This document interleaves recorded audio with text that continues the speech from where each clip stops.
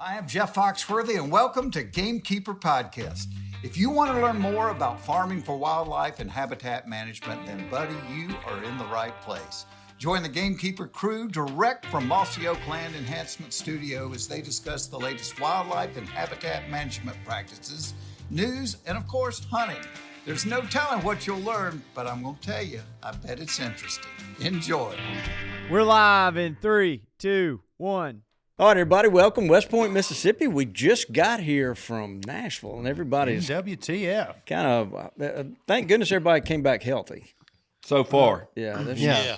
Been It's a too lot. early You to said make that, and I had my first cough. I sure did. Son Daniel sick.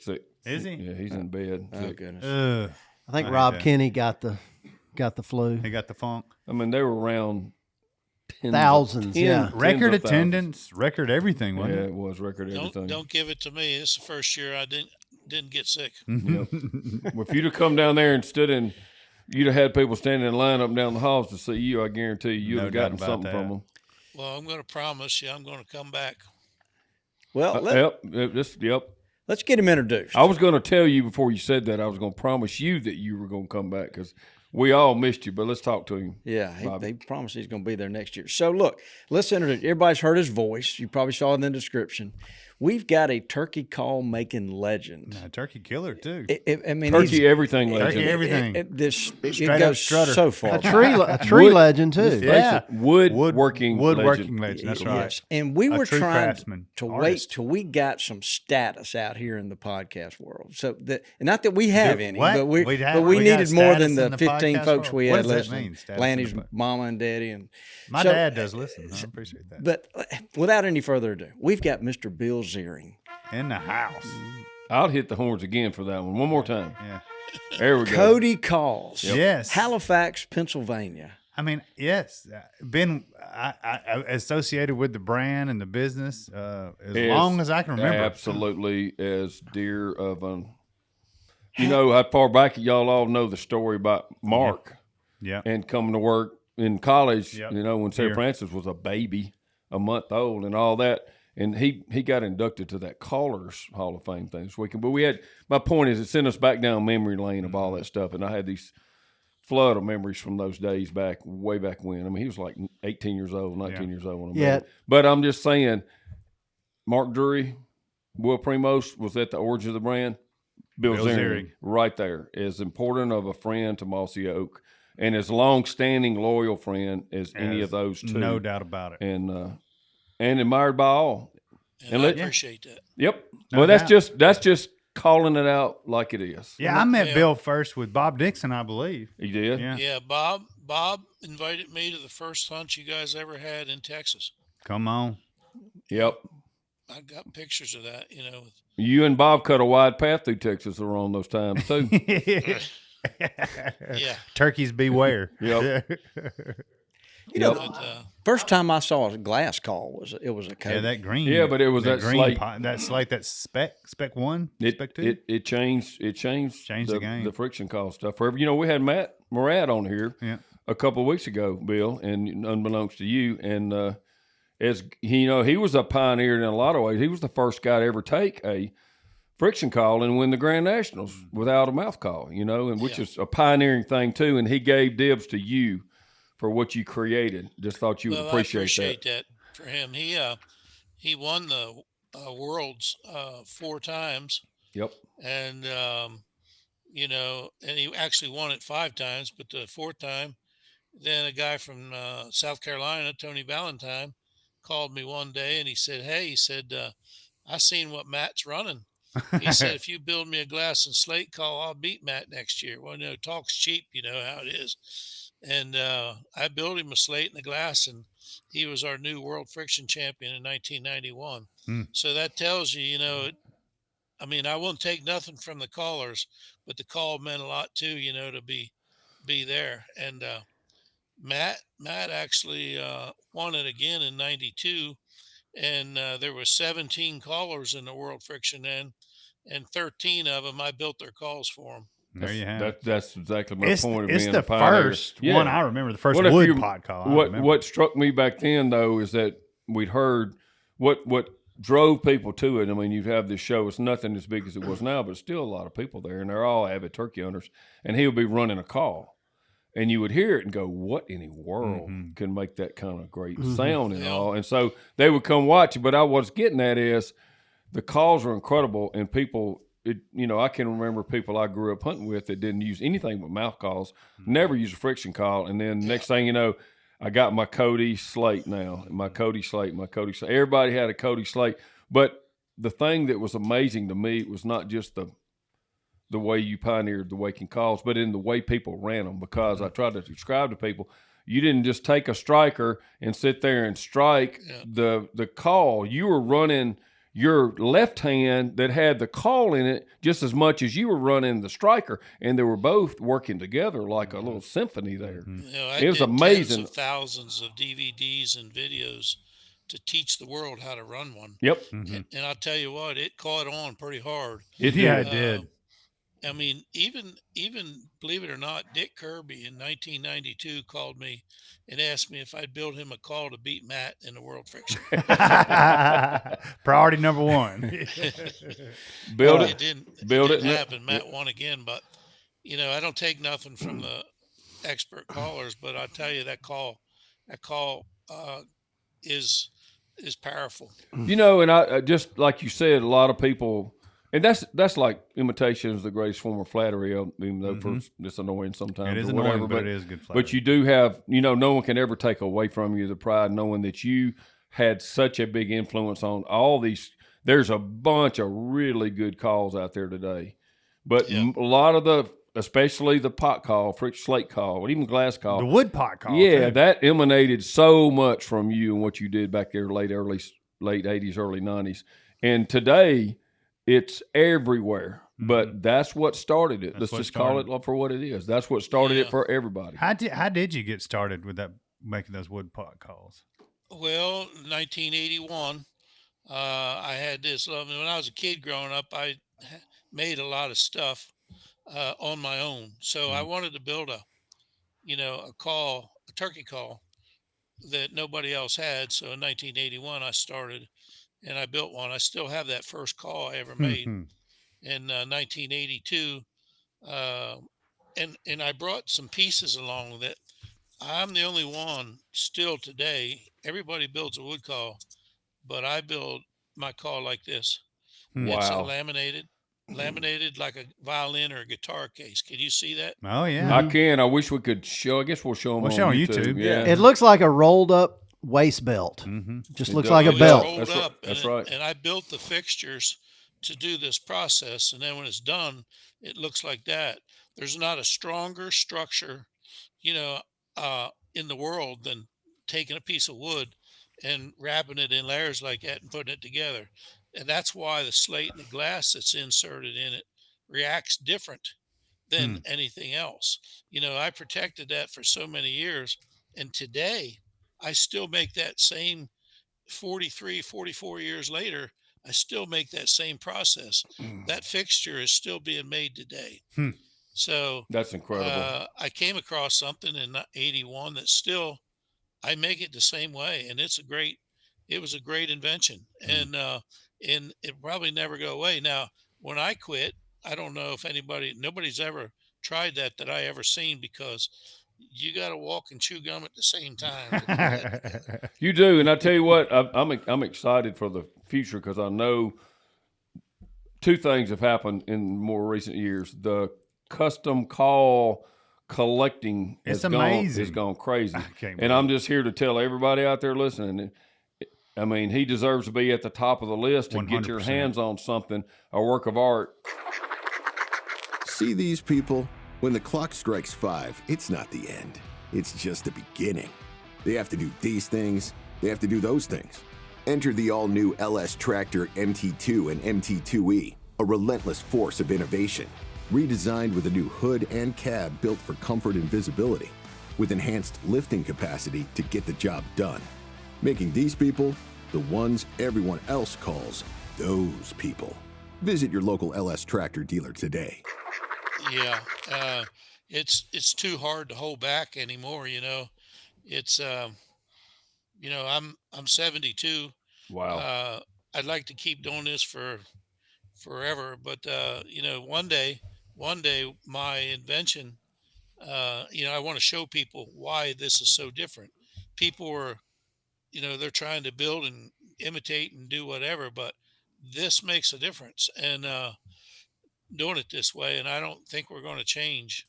Good. You shouldn't. I mean, we've been speculating ever since all of us found out you were coming on the podcast. I think we've been talking about this more than any other podcast. Like, what are we going to ask him about this? And the green call that came out. And now I'm seeing this weird laminate you've been using that I don't think anybody in the room knows you were doing that. Well, it's been since 1981. Okay. I went up to in 1982. I built 5 after I had the first one done, which I still own it, and I hunted with it. And I thought, geez, this can't be legal. That's I what. took That's 5 what. of them up and set in Blaine, Pennsylvania, on Terry Rom's porch. Now he'll fess up to this because I gave him one of those calls, and he worked for Ben Lee at the time. And he called Ben Lee right there, and they wanted 1,000 of them. And that's way over my head. You know what I mean? I said, guys, I can't, if you told me to make you 20, I couldn't do it right now, but I appreciate the gesture. And, but he wanted 1,000, and I gave him one, and I know he still has it because he wanted me to sign a letter, telling him he got one of the first 5 that I made. And then from there, in 1982, I got a registered trademark for Cody, and it took like 3 years. So a lot of people right there got some that are not trademarked with the R on the back of them. They're valuable. I mean, there's turkey calls right now that I've made that sold on social media for $5,000. I don't doubt it. Goodness. I don't doubt it. It should. They should, honestly. Those early calls you made should sell for that much. No doubt about it. In the world we live Way the in market today. is, no doubt. Yep. Exactly. Yeah, I mean the market's nuts. I can't believe it today, but it's Well, but is there a certain way to hold the pot? I'm known as Billy Z out there, you know what I mean? And I want to try to help you take care of the strikers and the calls and how to hold them, because it's like holding a violin or a musical instrument. If you get started on the wrong foot, you're not going to be able to handle it, Okay. So I'm going to look at the striker here and tell you a couple different things how to take care of the tip. Use fine sandpaper if you have to. I will say if you use a striker for a while, it'll take shape of your calling technique. Don't try to change that. Just clean it. Clean it with real fine paper, or clean it. I used to say all the time, clean it with a knife. And I don't mean cut it, just scrape it like that. Just scrape it gently, and that keeps all the carbon and stuff built off of it. And you want it to be smooth and hard. That's what you want that striker to be. And the more you use it, the better it's going to get. So I like that tip about the scraper. That's a good one. yeah, I mean, generally you have a pocket knife with you. You know what I mean? So you don't want to cut it, just reverse it and scrape it all the way around and polish it. You want it to be hard. The harder it is, the better it's going to be. And like I said, don't try to change its shape and think you're going to do it any good, because your calling ability is going to form the shape of the end of the striker. Okay. So, I think we covered, a good bit on that striker, and I think, that's very, very valuable. As far as the call, I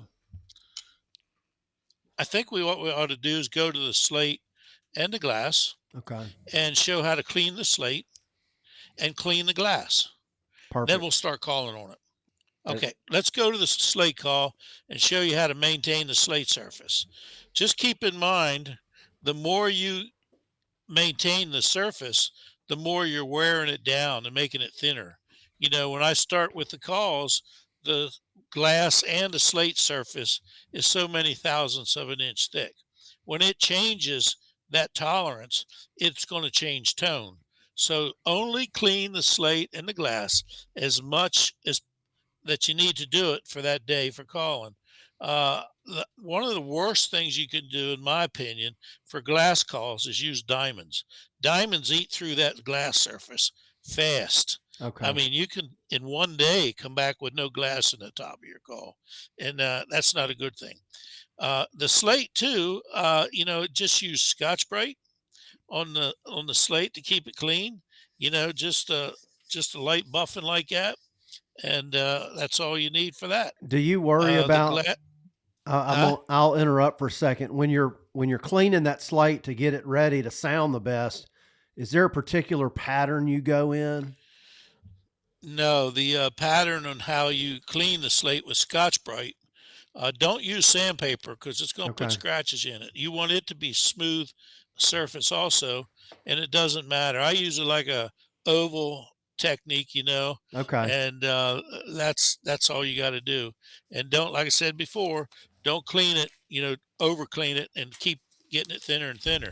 This call I have in my hand right now, I think is probably 20 years plus. So I clean it to where it wants to yelp real good, and that's it. And it's yelped up a lot of turkeys already. So you don't have to overdo it. The Okay. glass generally will come with a piece of silicon carbide paper, which is drywall sandpaper, and that'll come with that. The glass call, and just slowly just slowly go back and forth and scratch the glass surface. Now, most of the people today use a stone, Mm-hmm. and it's not a diamond. It just buffs that glass with a stone right there. So with a glass, it's a little bit more temperamental than a slate. A slate's pretty easy to maintain, and I tell people if they're going to start calling and they want to know which way to go, I sort of steer them towards a slate call over a glass because, the dewy mornings in glass gets a little crazy and the slate absorbs that. But we also have strikers that help with the Mm-hmm. slate. I make a carbon tip in those dewy mornings that help that slate call out. And I have one of those right here. Slate, put a piece of carbon in a slate. We call it a carbon tipped hickory, and that really helps out. And the reason I like to do this, talk on this stuff is you could be missing a great opportunity some morning and not know those little tips. That's right. Can you show us that square of the sandpaper you were using for the glass again? Yeah. Okay. I recognize that. Silicon carbide is what it is. It's drywall sandpaper. Okay. That's real And important. 80 grit is what we generally use. If you don't like the stone, and use this, but most of the time we're finding now that people like that stone surface. I like that stone surface myself. Yeah. Okay. And then you blow off the grit, right? Yeah, because anytime you got dust or that kind of stuff, I usually take my shirt and buff it off because if it's like a powder or whatever, it's going to distort your friction. Your friction's not going to work that well when your striker's slipping on it. You want that striker to be smooth and hard and the surface to be hard and smooth also, because that'll bite. You know what I mean? That'll definitely bite on the call. Mr. Bill, what do you think about those pot call covers that folks use? So, in theory, I would think that would be way better than a front shirt pocket where it's going to rub all that clean surface off. But I don't know. I'm asking the expert. Very good. Very good. I'm glad you brought that up because that's a good point. We have some of them ourselves, that we recommend to use in the calls and carrying them with you. And I'll show you, I have brought one with me because, if you're picking up sweat and stuff off your body, that keeps it pretty clean. What we use is a simple Tupperware pot, just like this. Now, what's nice about this is if you set this down along the tree when you're hunting, your call will fit right in it. Look at And there. it won't get damp on the ground. The other thing is when you're carrying this in your pocket, in your vest, and you have it in your vest, keep it face out like that and slide your call right in it upside down and it will not fall out of there. So this is away from your body. And when you're ready to use it, you just get it out of there and put it back again. Oh, that's perfect. Okay. Yeah, And I it's would think perfect. just the weight of, being in your shirt tucked in would keep it in place. That way, if you're running and gunning or whatever, you don't have to take it out of the case every time. Absolutely. I mean, Okay. that's so valuable. And at the end of the day, put it back in the case. That was a good point. I'm glad you brought that up. I wasn't prepared to do that, but I know enough about it that I can tell you. All right. Well, this here is this call right here will cluck. It'll do about anything a turkey can do, and that's what I like about a good box. If I just wanted to yelp loud on a box, then that's okay. But I like that nookie calling.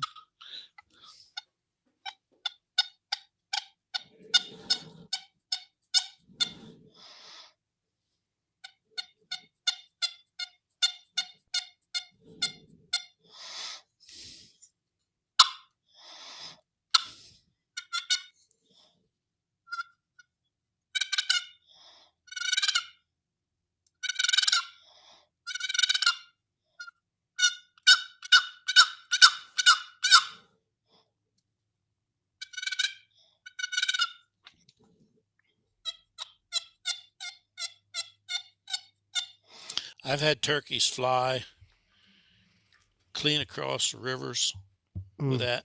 And I bet they can hear it a lot further away than you would Oh, think. I've had them gobble at 500 yards with that right there. That Wow. mountain. I mean, I've had them,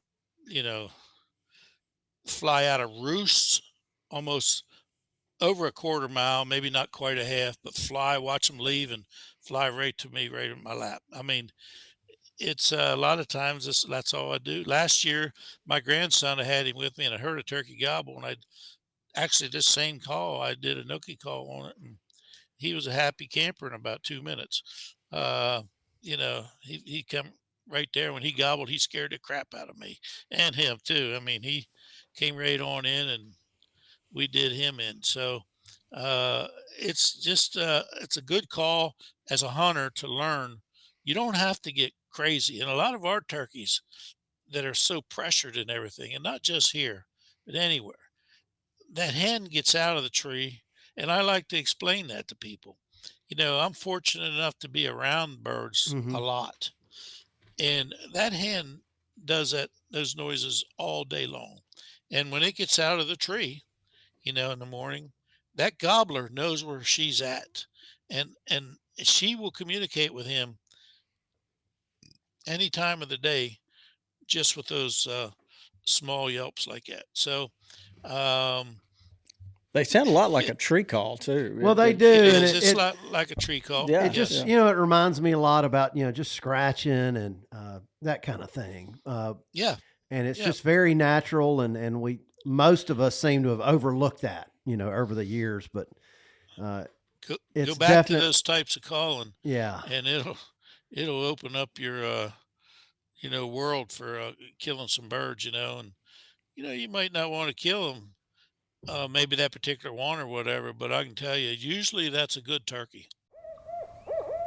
Lanny, we're always in here. We always have these interesting guests, and you're always on your computer. What's up? I'm looking at Onyx the whole time. I love the app, but I love the desktop too. My favorite thing is Bobby doesn't know how to shut his computer down, Yeah. so I can go in there and share his pins to my account. That's what you were doing in there this morning. Yep. Back during deer season, I shot a couple of big bucks. Of But course. As I'm looking for them, I can Couple. turn on this tracking feature. Yeah. And I can see where I've looked. And I use that feature too for spreading seeds, spreading fertilizer, spraying. It really keeps you on track. Onyx is a great company. Look, we know Jared. They're hunters, They just are. like we are. So Yes, they're no serious doubt about about it. this. The way they've designed this thing, a hunter and a gamekeeper can take advantage of it and make their property better. Use coupon code Mossy to save 20% off of your Onyx subscription. Yeah, and Mac, you shouldn't do that now. Richie, you got to help me.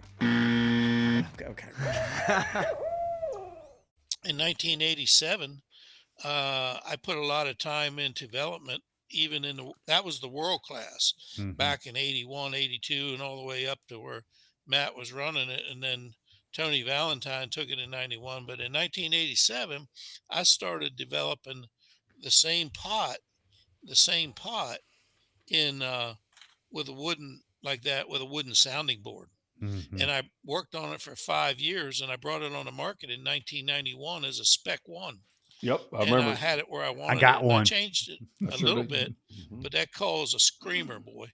It And I is. can tell you, it's. But I and there again, Dick Kirby, he kept following me on that call. He wanted to buy all my prototypes, and he wanted to be involved in it in every way. But the Spec 1 with a wooden sounding board was very, very good, and that's what the Spec 1 legend came from, that down the road, and that had green slate in it.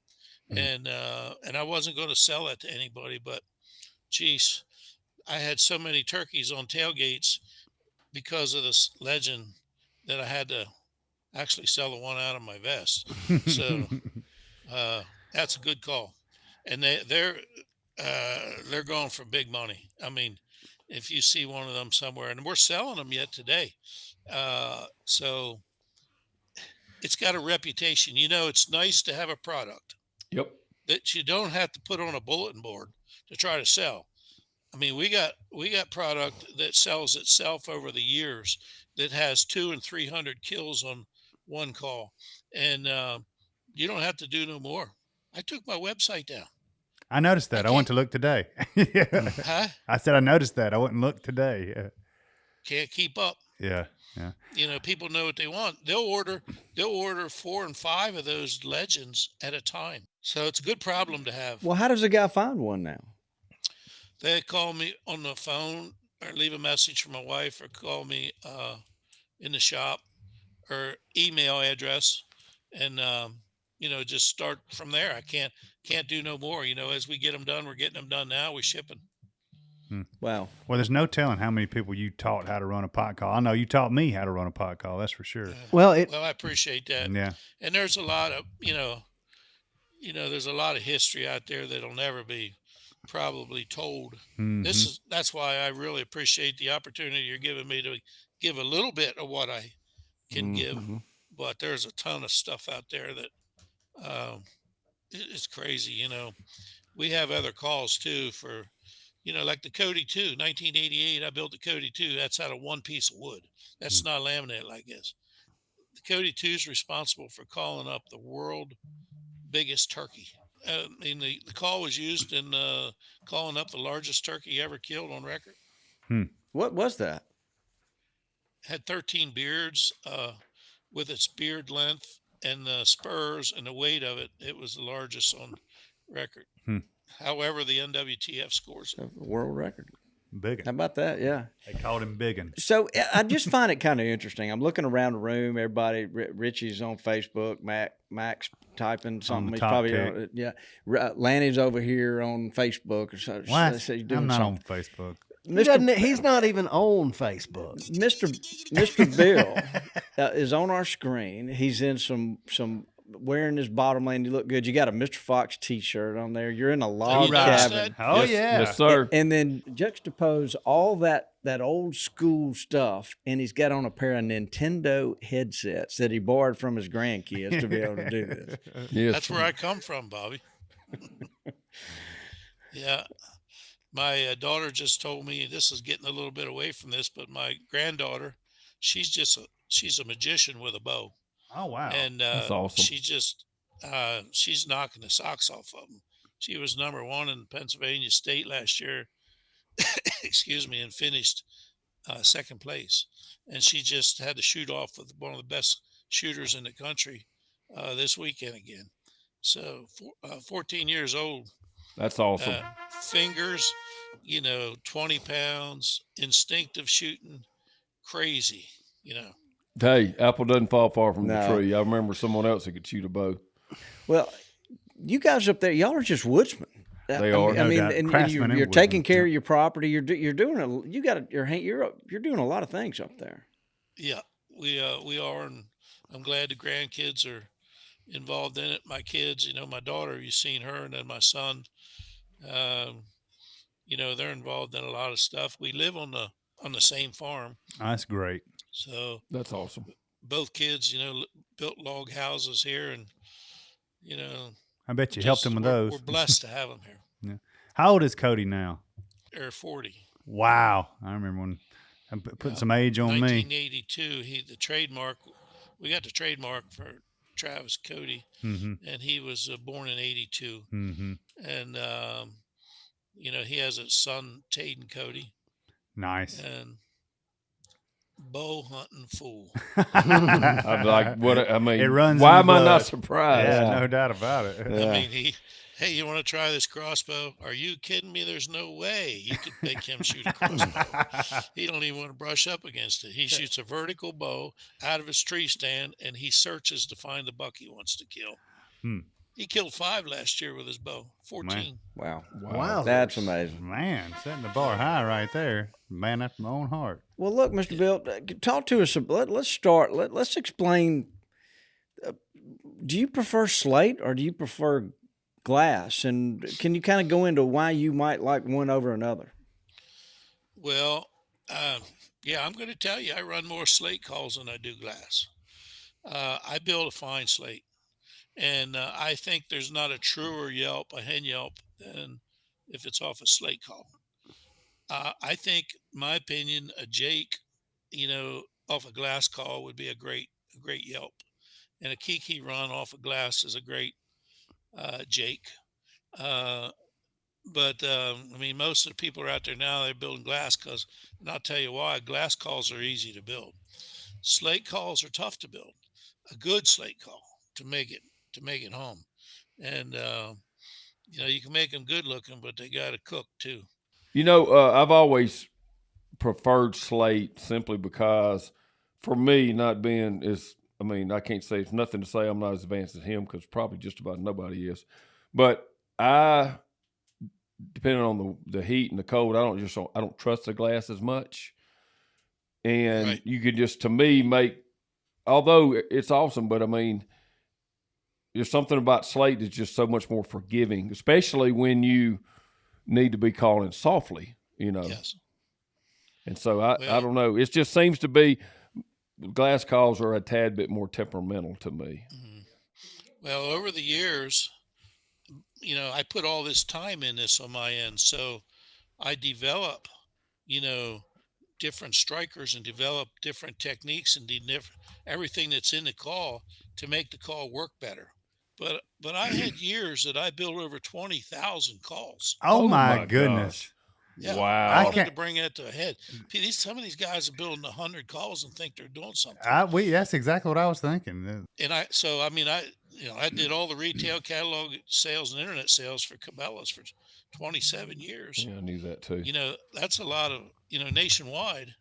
Our product was in the hardbound Cabela's catalog. There's not many people in that hardbound catalog. I'm having a hard time in my mind understanding if you are a production call maker or a custom call maker. Both. I would Both. Yeah, it's kind It's of like both, yep. yeah. He's made more custom calls than anybody, I would say. Somebody that doesn't even have a website. Yeah, exactly. I make more custom. These guys, I make a lot of custom calls, and I don't like to be even thought of as a custom call maker. I'm an innovator, Mm-hmm. and I'm a call maker and an innovator. So I perfected the system that's out there today, and I know how to build it. And there's more to it than what people think to make it work. No doubt. And we want to make it last. We want you to own it for 40 years. Yeah. So we want that to work for 40 years. I could build something that's very durable, but it only lasts for, no time at all. So I know I've had mine 25. there's a lot to it. I spent, maybe because I didn't get into calling, I spent my time perfecting what we were doing. Well, you're a true craftsman. There's no doubt about that. So look, Bill. Let me go back. So the slate and the glass. Can you get more volume out of the glass than you can the slate? I personally think a slate call is higher pitched than a glass call. A good one. There's some of them are flat like a pan. I call it like a pancake, but That's right. if you get a good one, it'll rock. Yeah, all his stuff is so well built and so tight that what he's talking about, like a lot of times if it's not, And especially if they use the wood, there it is, laminates.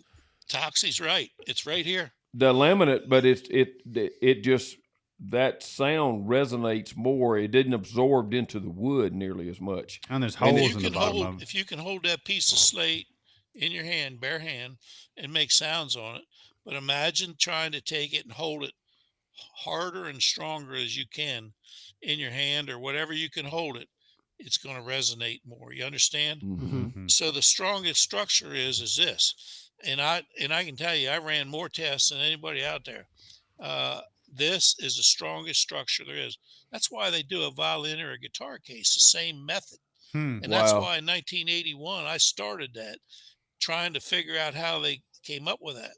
And when they did the Stradivarius violin, that was with a wooden sounding board. That was my whole thing in 1987 when I started building that pot and making it work. I'm telling you, that Spec 1 is a killing machine in the woods. It is. Before you started making calls, I mean, what type of calls were you running? Were you running older pot calls then, or box calls, or? I had an old Stevens box call, you know what I mean? And I don't build a bad box now. You have a great box. I hunted turkeys with knowledge. That's how I hunted turkeys. That's the best way to do it. Yep. You know, it isn't all in the calling that makes them run to you. I hear these guys yakking, and you know, I'm standing behind them, bang. They'll go, "What the heck was that?" I just did what they wanted to hear that day. You know what I mean? Mm-hmm. It's the simplest call sometimes, but it's got to be pure turkey. You know, and you know, it makes a difference on the hunting. I don't go out there to see how many turkeys I can kill anymore. I love taking the grandkids, and we come home with one. But I hope they pick up a lot of my art before, you know, go. Travis has already, but I can remember a lot of turkeys that we ended up taking that were tough birds. Well, let's talk about strikers a little bit. Your calls come with a certain style striker, and can you? It feels like that's a light piece of wood, or it's just in weight or density. Yeah, you taught me, and we talked about this with Matt the other day, and he was like, absolutely, the strikers really almost totally equal of importance of the call itself. Every bit, Toxie. You're right. I mean, look at all the calls that are being made out there. Yep. Who's strikers with it? Oh yeah, most people are, yes. So, but there's a different call, a different type of wood for the slate calls than there is for like the glass and some other things. And you've even experimented. One of my favorite strikers you made was with carbon era. When I first built the World Class in 1981, the striker that came with that call was a corn cob. Yep. A corn cob head with a piece of hickory stick. And I used to run around all the local farms and gathered all the corn cobs up I could find up in the barn and chased the rats out and stuff, and went down and made strikers. Well, finally, I went to a CNC guy and said, and I'm not one for CNCs, I don't own one. I said, but I need a striker head. I said, so, you know, make me a striker head this size, the same size. I handed him a corn cob end, and I want one that big, that long, and then I'll put the stick in it. Well, right away, everybody, that ain't never going to work. Well, look now. Yeah. It did work because everybody got one. Yep. And it's just one of those things that I balanced to make it work on this. Now, I change the wood sometimes, but hickory is still the best material. Yep. I've always got a hickory in my vest. But you know, even then they're different. And I would watch him. Bob Dixon was notorious. He might have been, he would be sitting there watching Bill, maybe helping him in his booth, you know, and he was watching people run different things. He saw a good striker, whoop, and when this coach, got it. Whoop, and he just kept on. That's where the Red X brand striker came from. He might have 30 or 40 strikers that he'll try every single one of them out on a new call he got from Bill. Yeah. Do you remember the Red X brand striker? Oh, yeah. It was with the green machine? Yep. That came from Bob. Oh, You yeah. know, I'd mark him with a red X because that's my good one, and he'd come by and steal them. That's right. So then we call it the red X brand striker. Well, like a lot of things with Bob, he would not reveal his turkey secrets. You had to discover them by your own, Yeah. espionage. Yeah. Figured out. Yeah, he was one of a kind. Oh I my tell you. gosh! Oh my gosh! Yeah. Like I nobody took ever. one of his vests. I had two of them, and I took one, and I went back to where Bob and I hunted together many times, and it was a beautiful evening. And I called up three big strutters, Hmm. and and I taken one of them and took it back, and I had my taxidermist mount it in the other vest. So I got a Oh, wow. Oh, Bob that's Dixon cool. vest with a dead turkey in it Oh from my where gosh! Bob and I hunted. That's Wow. awesome Oh, that's right cool. there. Let's hit the Isn't horn that for fabulous? that. Yeah, hit the horn. That's That's irreplaceable. I got chills. Might over have to there. see a photo of that. Mhm. It's been maybe 10 years, 8 years or more now, 10, somewhere. I lose track of time anymore. So, and I don't want to say this as create some kind of firestorm out there because there are none and there is no wood, but the actual mossy oak tree, we're lucky enough that the family where we grew up, the Simpson family, they let us have some boards out of that. And it's one of the first things I thought about doing was like getting some calls made for people at the company and family. And then actually some of their family, a few pieces. So, anyway, there was nobody on the planet I was going to touch that wood but Bill Zearing. So he did that and he spent so much time. I just want to say in front of everybody, that was a lifetime thing for me to have those and for you to be the one that do them and everything for us. Cause that was so, Well, you knew how special that was to us. And now we've actually, there's no telling, we've let a few get auctioned off for charity. And I'll bet you $100,000 have been to wildlife charities because of you doing those calls now. Well, I can't. I'm lost for words.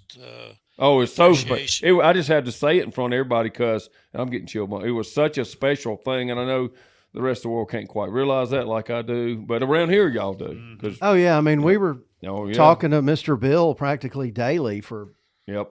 2 or 3 years working on all that stuff. Mm-hmm. Well, you know, like I said, I'm lost for words with it. But I tell you, the letter that you wrote me and said that you never had any feelings like you did when you handed them to people Mm-hmm. for Christmas gifts. Uh, that was pretty strong. The Colonel and the Fox, but Nathaniel was interviewing me, and he did hand me. It struck me because I thought about you when he handed it to me. He handed me one of those calls, and he wanted me to talk about, this call came from that tree, and how special is that tree to you and the company and the brand and all of it. I said, here's the truth. It's not the tree and that necessarily that wood, what it signifies, but what it made me think about was the man who made it, which also made think about all the men and ladies or whoever, the family, the Brand family, the Mossy Oak family. I said, it's about the people. The people is what makes Right. that stuff special. And that's what I was trying to get across. It's hard to say is that not only is that something so special in the wood from that tree that signifies the brand, it's because what we believe in is what makes it special. And the guy that made the calls is what made them special. Boom. Just like that.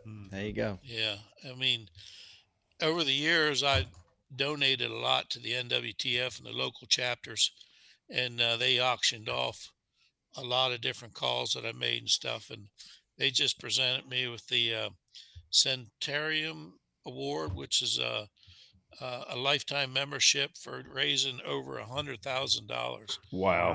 for the NWTF. And we're a small company. That meant a lot to me. But we were selling calls for $4,600 a piece. Some of them for $3,500 a piece. Wow. At these local banquets. I mean, these people. The one I did up for Stony Valley. I mean, I was there. Those people were crying. I mean, I never seen anything like it. That's I mean, awesome. it was nuts. So Wow. I was happy to raise that kind of money for conservation and help raise it. But we donated, even when our call, the World Class Slate, won the D.D. Adams Award. I made one for every one of our chapters in Pennsylvania and donated it to them, and they auctioned them off. And they were bringing $600 to $1,000 a piece. and that raised right there, but we raised. And the other thing is I gave all the Jakes for many years, 25 years, every banquet that we had, I made 30, 40, 50 calls for the Jakes and gave them. There's just now those weren't raising money for conservation, but gave them to them. Oh yeah. So we did a lot over the years, and even when I helped with Toxie with your hunts, I made calls for all Oh, he those did. hunts. Oh, he did. I was mean, every amazing. 25 years or so that people are still showing me calls that they have that we made for that hunt in, Texas or Florida or Kansas or. So when I'm telling you, I made over 20,000 calls a year, and many times like 15 and 18,000.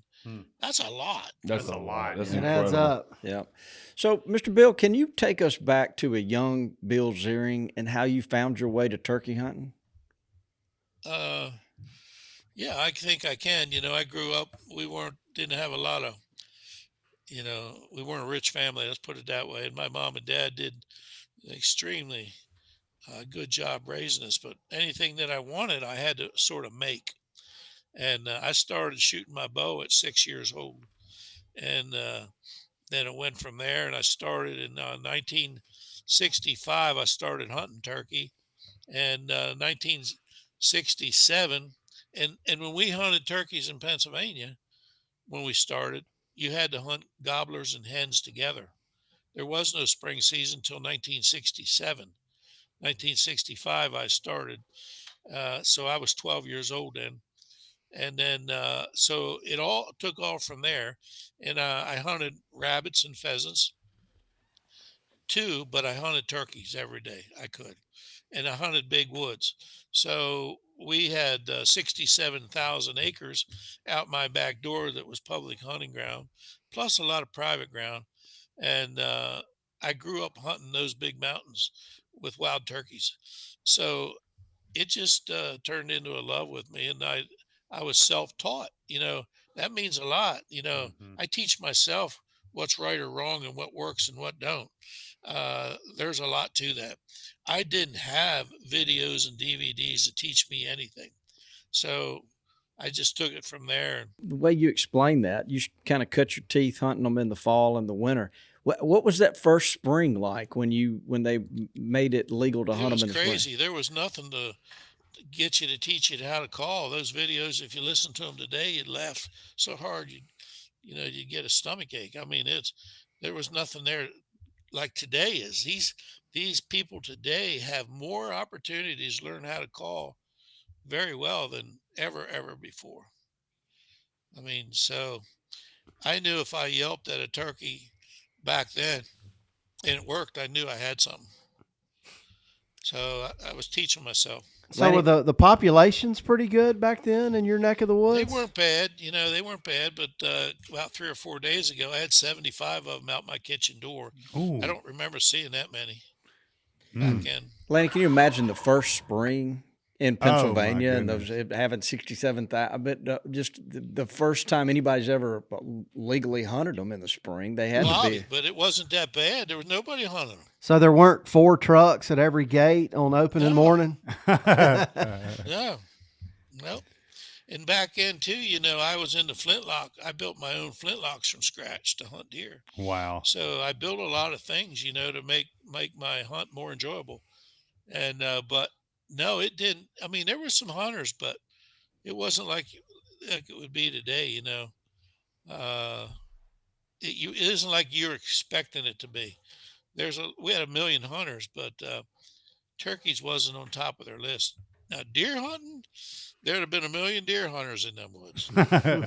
There literally are 1 million deer hunters in your state. Yeah. Yeah, It's crazy. Yeah, so many people. So tell us about the history of your turkey population starting when you first started hunting, and then I'm sure as they released more and they took off, what were the ups and downs you've seen from, say, whatever, 80 on? Well, I don't have the definite statistics, and I own 2 pieces of property now that I can watch them on. Right. But in just in general in your area. Well, I think something happened, And I'll let this be known too. The people ask me, our game commission asked me what I think happened to them, a lot of them. And, I get around to different parts and hunt and help with the wounded warriors. And so I'm asked a lot of questions, but here's a big part of it.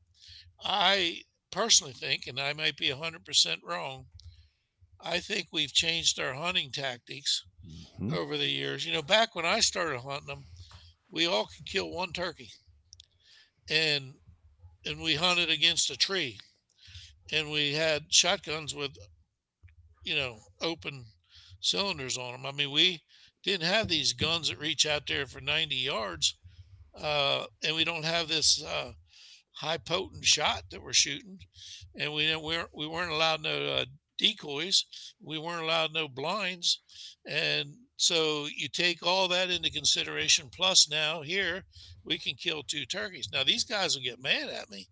You can't tell the people that. Well, I'm telling you, a lot of that is what happened to our birds. Our farming tactics. Right. Yeah. I said, yeah. So you're saying you think we started to kill too many birds? Yeah, exactly. Okay. And so you put a blind and a corn pile and a decoy out in the corner of the field, and there's 6 longbeards come into that. You're going to shoot one, then you wonder what happened to the rest of them. You're going to educate these turkeys. These turkeys aren't stupid, Nope. And I just think it's took its toll. People go, well, they died and they did this. Well, I have my own property, and I can tell you, I don't remember the last time I found a dead turkey. So, and if I killed a turkey last year, I walked by that spot, there's still feathers there. I just don't believe they have the answer. And I don't want to put my finger on and say, you guys, are barking up the wrong tree, but I think they are. I think they got too much. Our farming tactics, Right. Our hay binds used to go 5 mile an hour. Now they go 35 mile an hour. My neighbor killed 7 or 8 nests of turkeys in his hayfield. Well, you can't do that and keep doing that and doing that. They clean out the fence rows. They don't give them places to nest. So it sounds like you're saying what a lot of us are saying, that it's a combination of a lot of It's things. a combination. Hunting them hard. Hey, certainly. look, I am not the end all be all about it, but we listen to all these people, and one thing I can say for sure, it is a combination of things. Now, to what degree, what is, but one of those things, even listening to the most noted biologist, is not, killing too many and hunting pressure, both, is a big factor on top of other stuff. Yeah. No question about it. But if you can't hatch them, then you don't have a chance to even That's correct. mess up later on. That's exactly right. And he's in a state that has historically had a lot of turkeys. Oh, gosh. For a long time.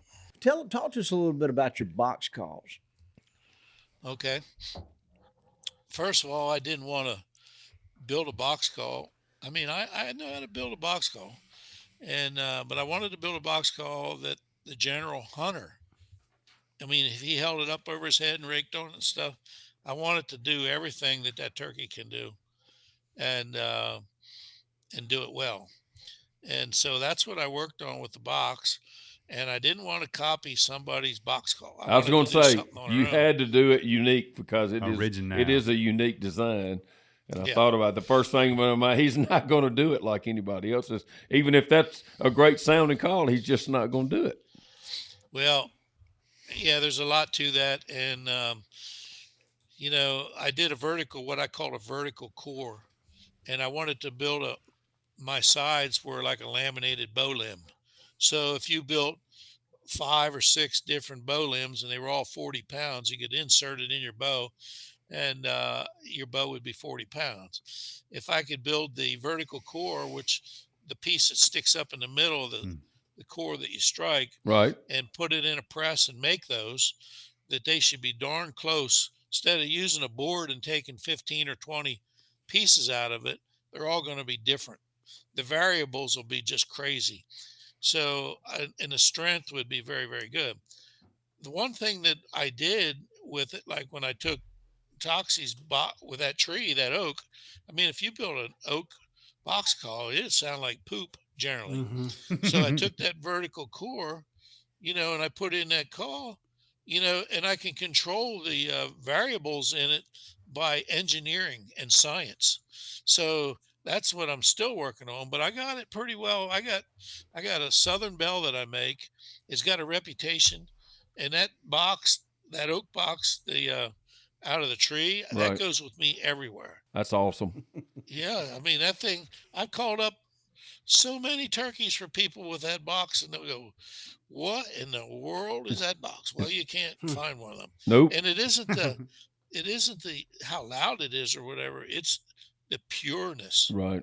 It's pure. The box calls. We got some other boxes too uh, that we build that aren't on that higher end like that, and they're still, even those aren't, I call high end. I'm a turkey hunter, so I want to sit down with that, and I want to be able to cluck with it. I want to be able to purr with it, and I want to be able to do like a tree call, and a soft. I call it a nookie call. There's does that that- word that- again, Bobby. That's where you got that. That is exactly where I got that from. What's that? Nookie. I talk about nookie yelping.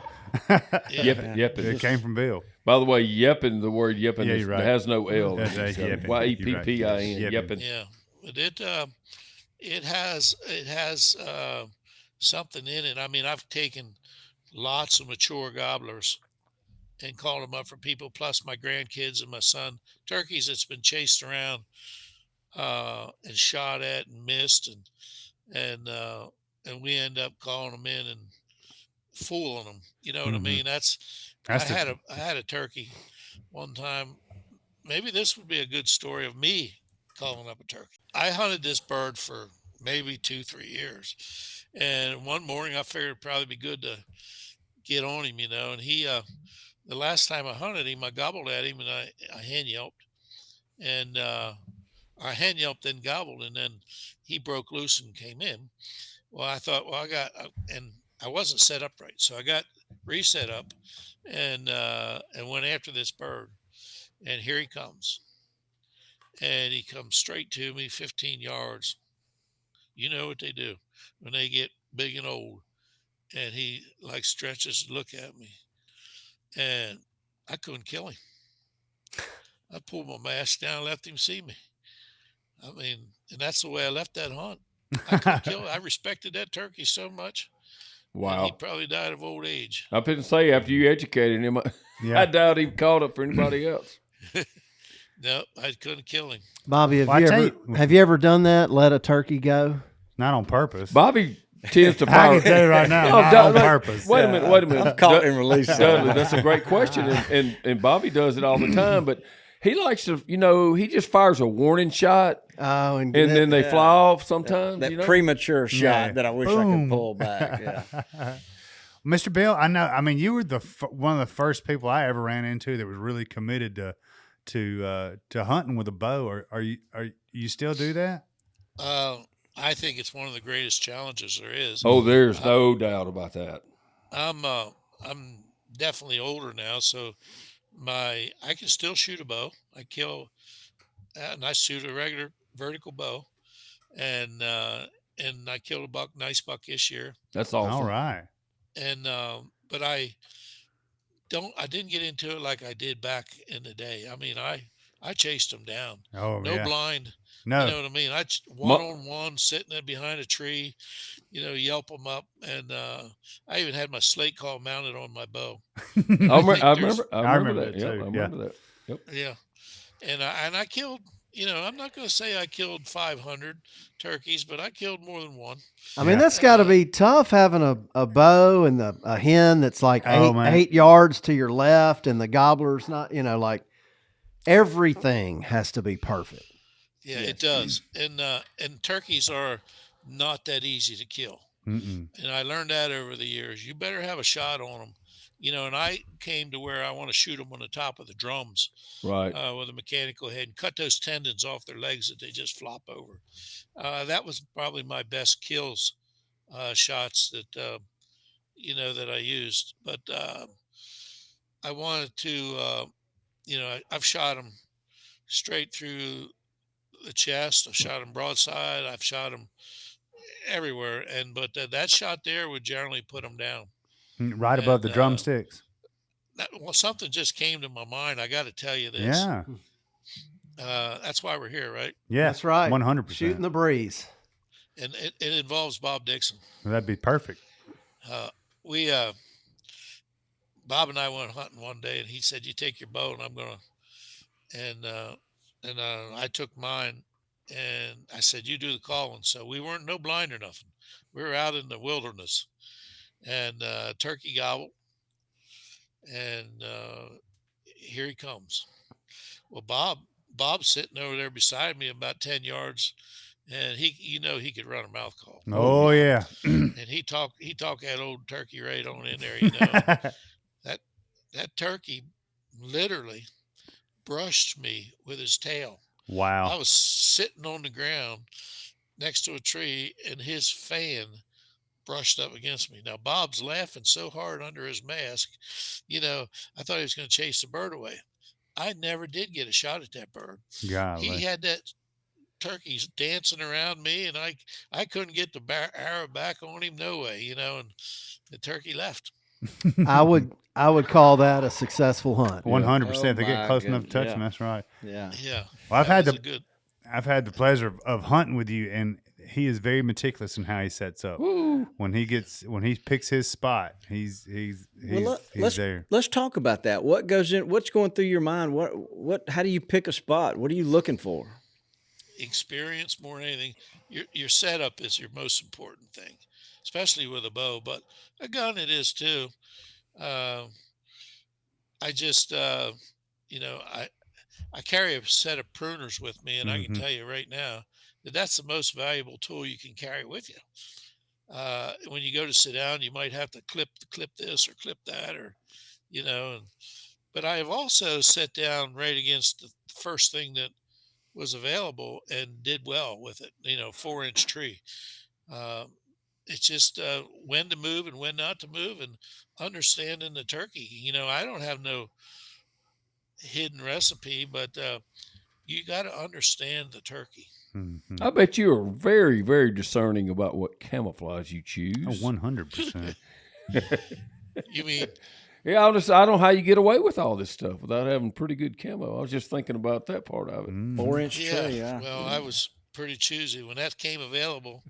See, I started in 81, 82, and 86 would have been my first year. Mhm. yep. And I had To the public. bottomland on, I promise you. I remember seeing you at the first time at a show. You already had it on. Yeah. Well, Mr. Bill, can you walk us through, let's just paint a scenario. It's you're in Pennsylvania. It's opening day. You're on some private land. Let's just say, you know where there's a turkey roosted. You get in there. How close are you trying to get to him? Are you trying to set up above him or below him or on the same level? And what are you gonna what's gonna come out of your vest first in terms of calls, and then what sounds are you gonna make first? Boy. And it's just very, very hard to answer that question because every hunt's different. Yep.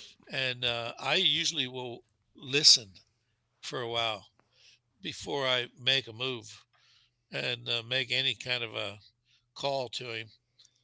But generally, it isn't like, it isn't like a big racket of just slamming boxes over my head and stuff. It's the nookie call is the one that I think a hen, see, I learned over the years too that a hen makes that same sound all day long from the time she gets out of the tree and she goes back up in that tree. And it's just, that soft content call that they do. You could almost call it a tree call, but it's a nookie call. And I can tell you that gobbler, he listens for her all day long and keeps tabs on her.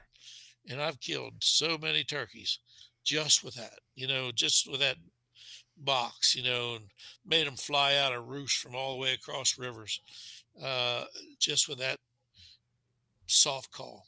And it's nothing tough, and I've taught a lot of people how to do it. And man, they go, man, does that make a difference in my hunting? Mhm. It's just that's probably the first call that I would call to that turkey if I knew that turkey was there, Mhm. and see how he reacts to it. Generally, if he's cautious, he might come close to you the first time. He might come in, gobble, and then let you know he's there, and then he might fade off for a while. But it might take an hour or so, you know what I mean? And after a bit, he's standing there again. It bothering him. That's why I like to say I get in their head. I like to get in their head big time. Lanny, have you got any kind of calls with you?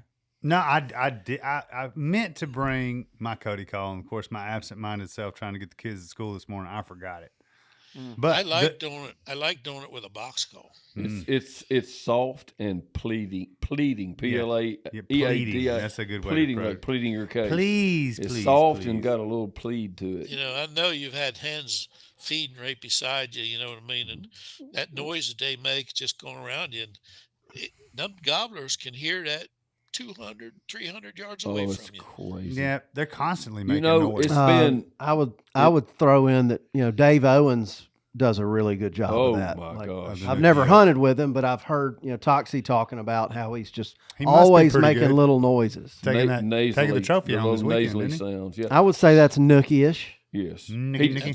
He just, by the way, just won the Grand Nationals. Go Dave! Broke the string. Congratulations! And Yeah. so, but what's in the last 10 years, 55 years now?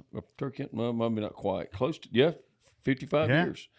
Actually, since 55 years since I killed my first one. we were down there last week. Not to brag about the years, but I have seen a lot.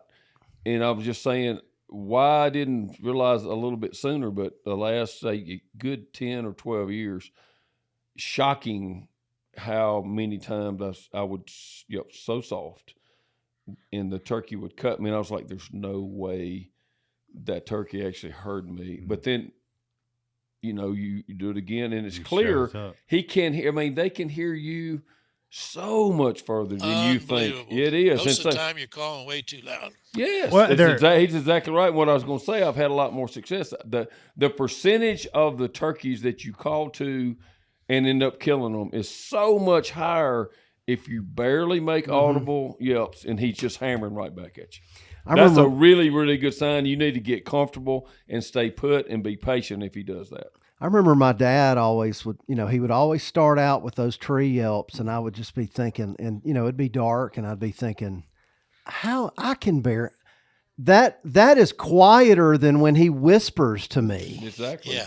And yet, I guess a turkey just can understand that sound because they're so used to it. Whereas, I tend to whisper pretty loudly to people when there's turkeys around me, and they almost, they never hear that. But that's interesting to think about. When you look at a turkey's head, to his eardrum is, right there.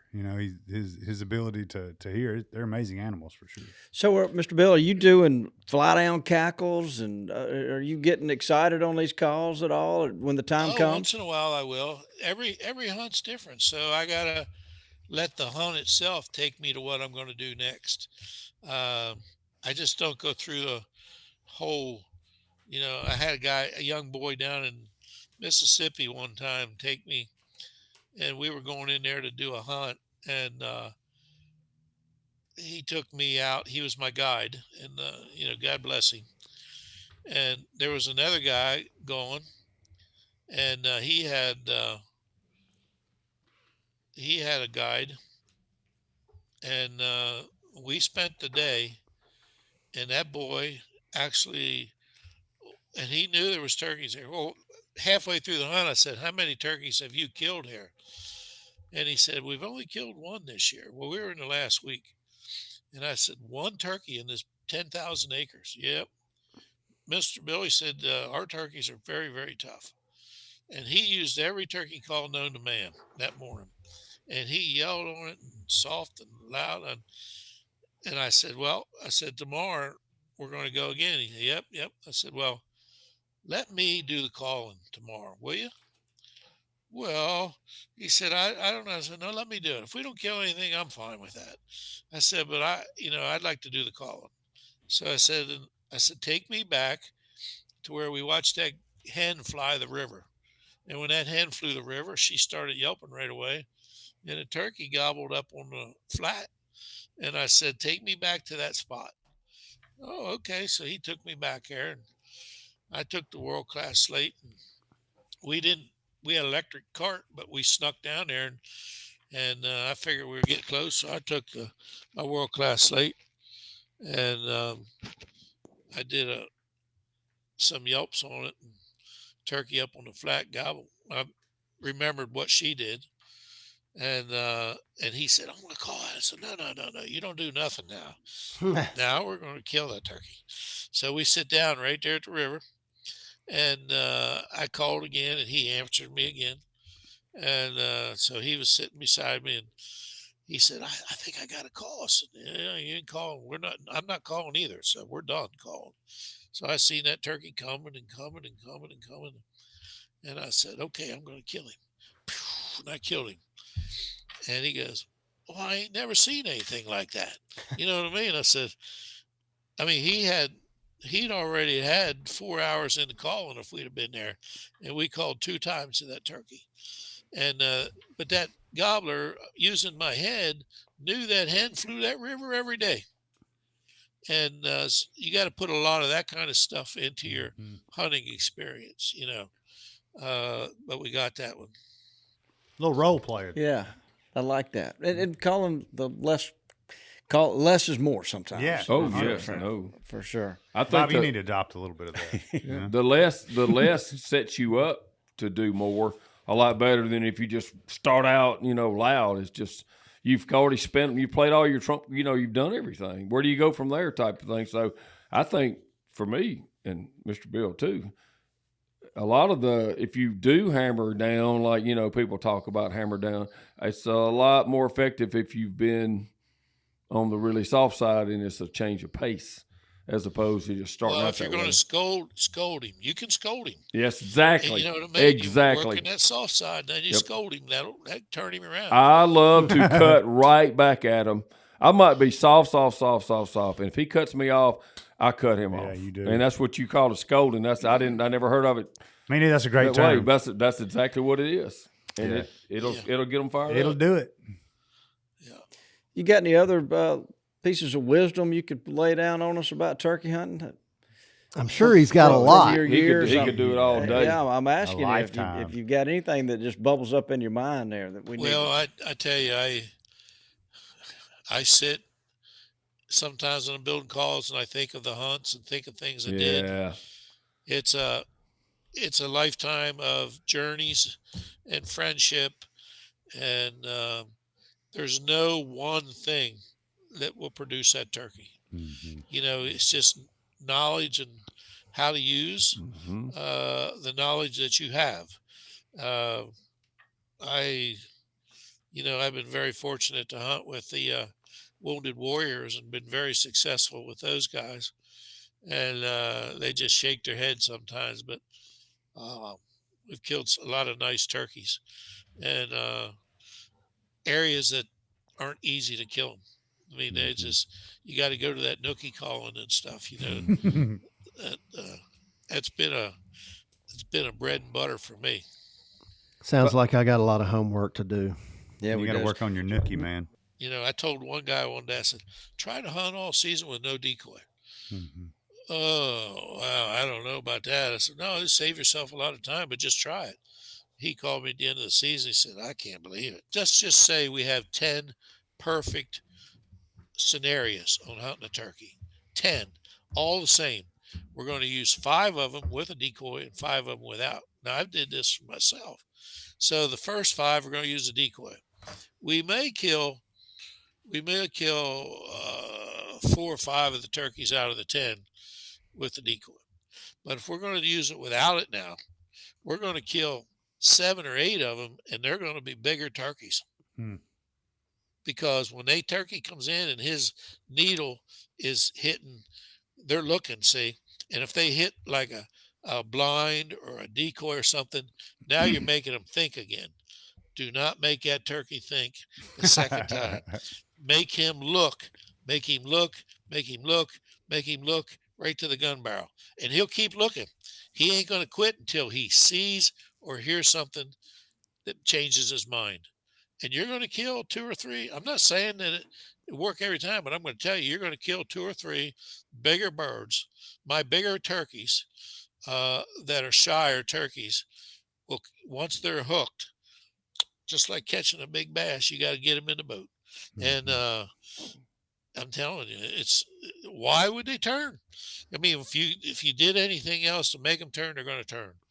But think about it. Interesting. Yeah, Very, that very is. interesting. You know, when I think about that, I didn't mean to interrupt you, but when I think about the many years he's been making calls and the amount of calls he's made, there is no telling from Texas to No, the Pennsylvania. influence he's had on Don't even County. think about it. How many turkeys have listened to his No. yelping, his calls yelp? That's pretty impressive. So before we wind down here, I can tell it's coming, Bill. So just I said before how important a lifetime of friendship is, but I just want to be sure we all call out, because everybody in this room actually contributes to this too. It's like, and Bob taught me, life goes by in a blink. Sometimes it's a half a blink for some of the brightest stars we ever know.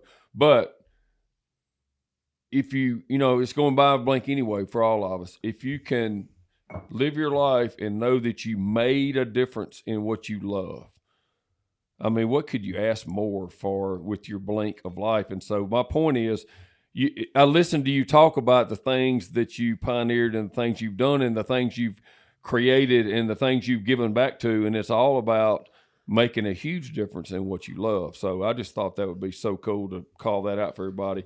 What a gift if you happen to be doing something like that. It could be totally unrelated to hunting or outdoors, but if you are, man, just be so grateful that you had a chance to do that, because Mr. Bill Zearing has done that. Mm-hmm. Yeah, yes. Well, a couple things too.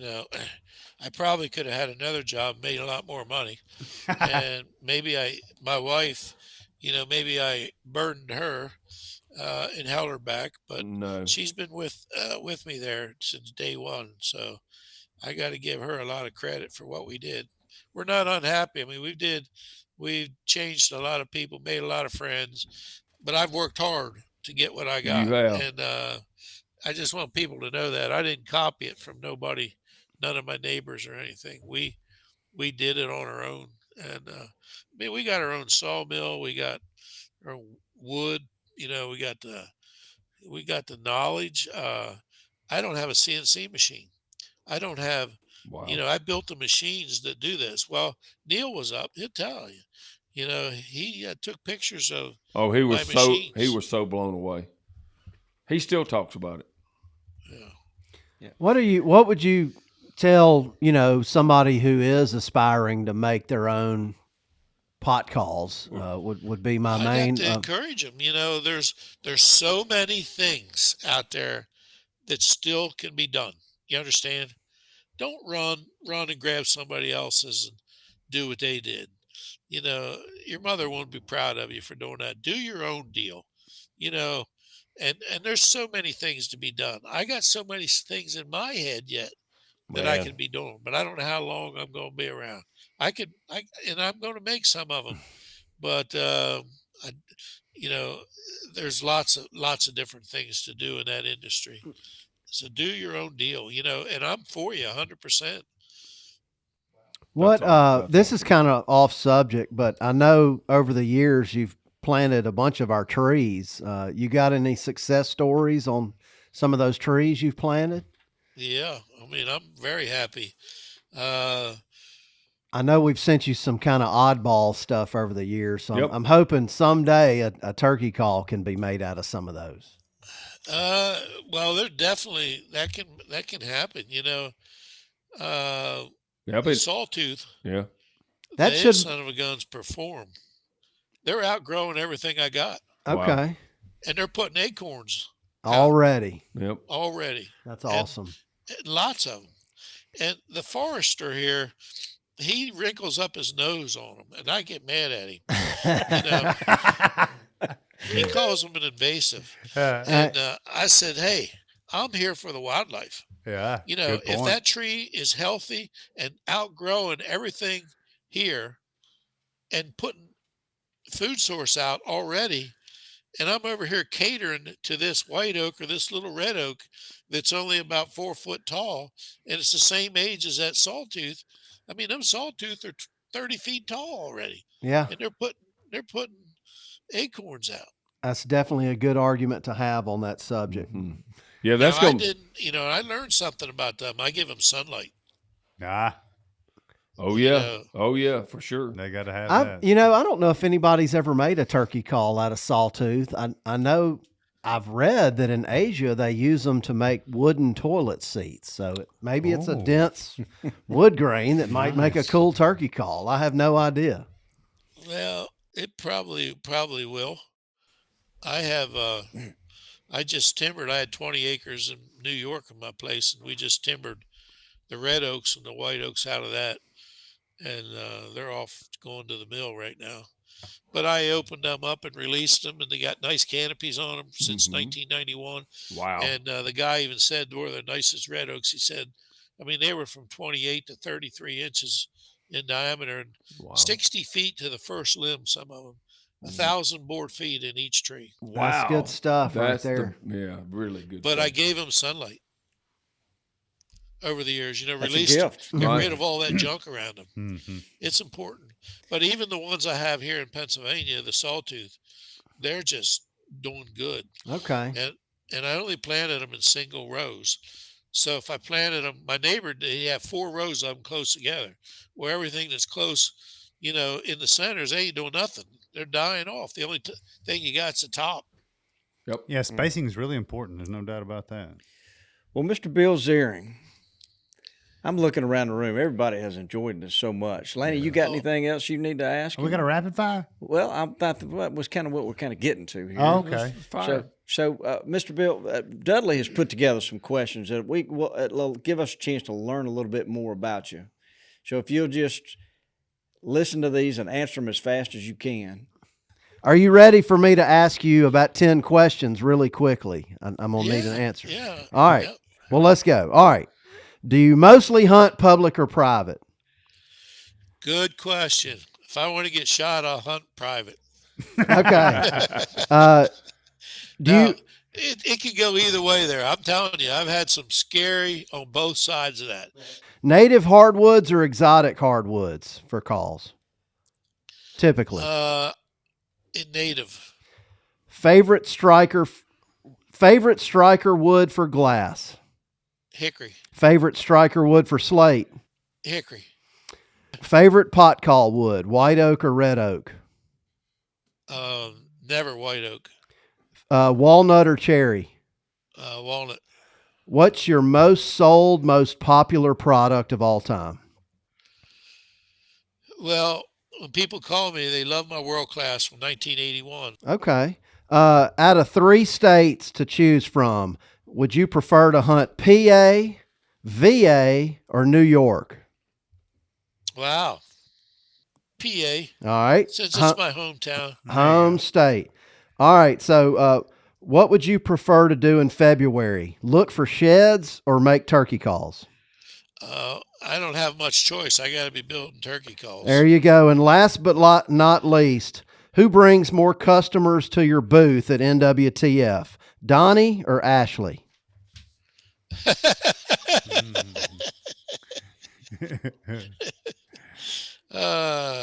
You don't have to answer that one. I love both. I love both of them. My first year at NWTF, they were feeding me free sandwiches, and I've gotten to be good buddies with them ever since. So, anyway. Yeah. How about that? Good stuff. Yeah, those are good questions, and Yeah, Dudley, they were. you did well there, Good. Dudley. So, I've got one for you, real quick, Mr. Bill. Do you know the difference between a hippo and a zippo? Oh Lordy. This is a joke. This is a joke of a joke. Actually. This is a joke, Bobby. Well, so Give it to us, Bobby. So a hippo is really heavy, and a zippo is a little lighter. Oh, my God. I mean, we had 2 pretty solid dad jokes in this podcast. I mean, I'm sorry about that, Mr. Bill. Oh, that's hard to listen to. okay. Before we let Mr. Bill go, I want to get serious for just one second. A lady in our company is going through some pain right now. Yes. We've all been dealing with trying to help her with that. But Cindy Clott, who is one of the first employees, She Doc is C. she was the next employee beyond Bill Sugg, her and Carsey came in about the same time. Yep. So 38 years here since we started. So she she lost her husband here recently in the last few days. The funeral's today. It was a little earlier today, yes. That's right. And she's one of the best, strongest, and, even through her grief, she's a great testament for people to learn from. She's been so worried about everybody else's grief that she's been so strong, and that's just the same story. I've seen Mr. Zearing be like that too. He's like, when you're worried about everybody else, you don't have as much time to, not that you should neglect yourself, but in serving, others, you live your life. So that's the way she's always been. Yep. Yeah. Y'all throw out a quick prayer for their family if you can. Absolutely. Yep. Just wanted to bring some attention to that. So, Cindy, we are all thinking about you. Yep. And we're going to add my wife's name to that too. Absolutely. You got it. You guys know she has cancer. We're fighting cancer. I did. Yep. Wow. God bless her. And everybody out there, prayers for that, please. Everybody's got a lot of things they're dealing with. Great lady. Yep, she sure is. We are thinking about you. We certainly will. Well, Mr. Bill Zearing, we will put your email address in our show notes. I think that'd be the easiest ways for folks to reach out to you if they want to get a call. That's probably the best way to order. So we have really enjoyed you, and you've been such an icon through the years. We just, and I know Toxie will add to this, but we just appreciate what you've done for the Mossy Oak brand and for turkey hunting in general. Well, just natural, and I appreciate you guys too. So, we could do another 3 or 4 of these and not cover everything. You're right. No doubt about it. Yep. Toxie, if I remember, I hadn't been around here long. I remember helping Bob unload a bar that he did. That he Mr. made it. Zearing built. They gave it as a Christmas present to me. Yes, it had mossy oak in the wood. That's it was right. unbelievable. Yeah, he can do anything with wood. And if you've ever seen his show booth, it's amazing to see the craftsmanship that goes. The best looking show booth is out there too. Well, looking around the room, why don't you say goodbye, Dudley? Goodbye, Dudley. Get us out of here, Richie. Thanks for tuning in to this week's episode of the Gamekeeper Podcast. And be sure to tune in again. Subscribe to Gamekeeper Farming for Wildlife magazine, and don't miss the Mossy Oak Properties Fistful of Dirt podcast with my good buddy, Ronnie Cuz Strickland.